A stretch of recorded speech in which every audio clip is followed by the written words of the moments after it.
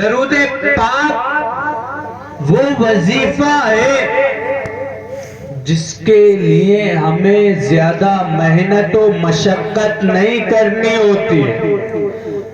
درود پاک کے لیے ہمیں کوئی بڑا کام نہیں کرنا ہوتا ہے، بلکہ اپنے ہونٹوں کو ہلانا ہوتا ہے، اپنی زبان کو حرکت دینی ہوتی ہے، اور یہ ہمارا درود پاک بروز محشر اتنا کام میں آئے گا. جیسے کہ ایک روایت بیان کی جاتی ہے، قیامت کے دن لوگوں کے اعمال میزان کیے جا رہے ہوں گے، اعمال تولے جا رہے ہوں گے. اس وقت میں کسی شخص کے پاس نیکیاں کم پڑ رہی ہوں گی، نیکیاں کم ہوں گی، گناہ زیادہ ہوں گے. اللہ کے رسول صلی اللہ علیہ وسلم بیان فرماتے ہیں کہ وہ شخص پریشان ہوگا، نادم و شرمندہ ہوگا. اس وقت میں اس شخص کے میزان کے پاس ایک کالی کملی اوڑے ہوئے، کالی چادر اوڑے ہوئے کوئی شخصیت، بڑے نورانی چہرے والی شخصیت تشریف لائیں گے. جب وہ تشریف لائیں گے اور اپنے جیب سے ایک پرچی نکالیں گے، اس پرچی کو نکالنے کے بعد جس شخص کا اعمال تولے جا رہے تھے، جس کا میزان کیا جا رہا تھا، اپنی جیب سے نکالی ہوئی پرچی کو اس کی نیکیوں والے پلڑے میں رکھ دیں گے، نیکیوں والے کھانے میں رکھ دیا جائے گا. جیسے ہی وہ پرچہ رکھا جائے گا، دیکھتے ہی دیکھتے اس کی نیکیاں زیادہ ہو جائیں گی، اب گناہ کم ہو جائیں گے. اس شخص کو جنت کا پروانہ مل جائے گا، مگر جنت کا پروانہ ملنے کے بعد بے چین ہوگا. اس فلسفے کو سمجھنا چاہے گا، پوچھے گا کہ یہ جو شخص آئے ہیں یہ کون ہے اور انہوں نے اپنی جیب سے کون سی پرچی نکالی تھی؟ تو جواب دیا جائے گا، مسلمانوں، غیور بھائیوں، سنو، جواب کتنا پیارا ہے. اس جواب کو سنیے اور اپنے ایمان کو تازہ کیجئے. بیان فرمانے والا بیان فرمائے گا کہ یہ جو شخص آیا ہے یہ شخص کوئی عام شخص نہیں ہے، بلکہ یہ وہ شخص ہے جس کا تو دنیا میں امتی بنا کر بھیجا گیا تھا، جس کا تو امتی بنا کر بھیجا گیا تھا. یہ وہ شخص ہے جو کائنات کا سردار ہے، یہ وہ شخص ہے جو کائنات کے لیے رحمت بنا کر بھیجا گیا تھا، یہ وہ شخص ہے جو کائنات کا دولہ ہے، یہ وہ شخص ہے جس کے سلے میں کائنات کو بنایا گیا ہے، جس کے لیے کائنات کو بنایا گیا ہے. یہ جنت اسی کے لیے تو بنائی گئی ہے، یہ روز محشر اسی کے لیے تو قائم کیا گیا ہے، یہ جنتی محلات اسی کے لیے تو بنائے گئے ہیں.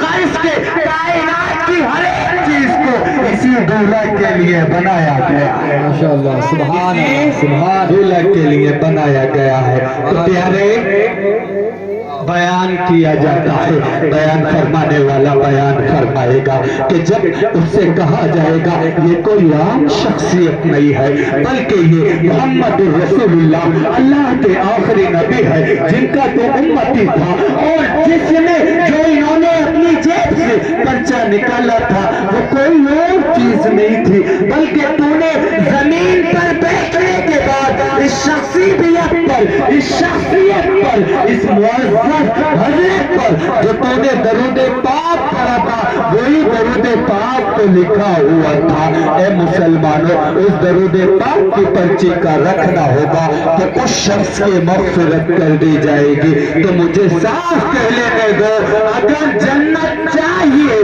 یا قبر کو جنت کی کیاری بنانا ہے تو عشق میں ڈوب کر درود پاک پڑھنا ہوگا. اب دیکھنا ہے عشق کتنا تیز چلتا ہے، عشق کتنا سر کے اوپر جائے گا. ایک بار پھر میں خاموش رہوں گا، مگر آپ کا درود پاک مجھے سننا ہے. پڑھیے باآواز سے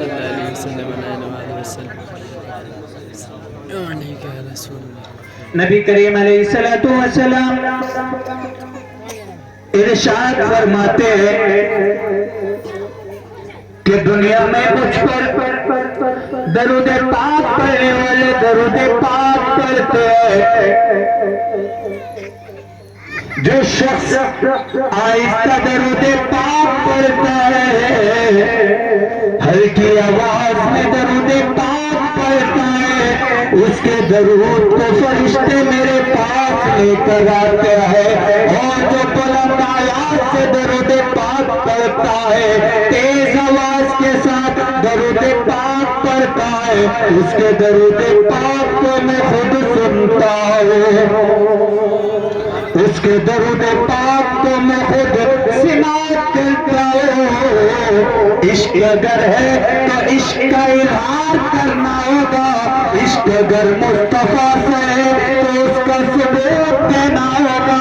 اگر نبی کریم علیہ الصلوۃ والسلام حدیث پاک کے مطابق اگر ہم انہیں سب سے زیادہ محبت کرتے ہیں، جیسے کہ وہ ہماری محبت کے حقدار ہے، حدیث پاک ہے لا یؤمن احدکم حتی اکون احب الیہ من والدہ وولدہ والناس اجمعین۔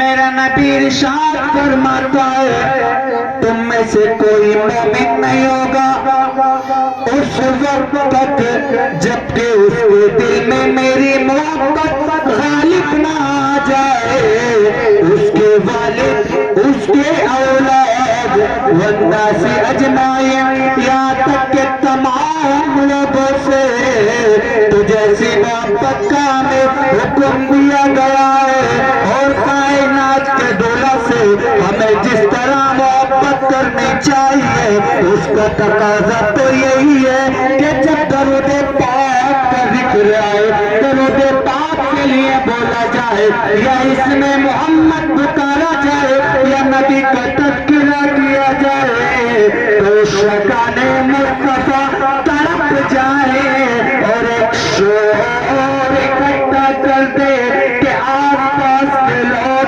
جب اس شور کو سنے تو ان کے دلوں میں بھی محبت کامل ہو جائے، اور ہر درود پاک کی برکت سے وہ بھی فیضیاب ہو جائے۔ واہ واہ، سبحان اللہ سبحان اللہ۔ درود پاک سے وہ لوگ بھی فیضیاب ہو جائے، وہ لوگ بھی شفا پا جائے۔ تو درود پاک جتنا ہو سکے اتنا پڑھیے، اور عشق میں ڈوب کر پڑھیے، عشق میں ڈوب کر پڑھیے۔ ایک بار اور درود پڑھیے۔ اللہم صلی علی سیدنا و مولانا محمد و بارک وسلم، صلو علیہ صلاۃ و سلام علیک یا رسول اللہ۔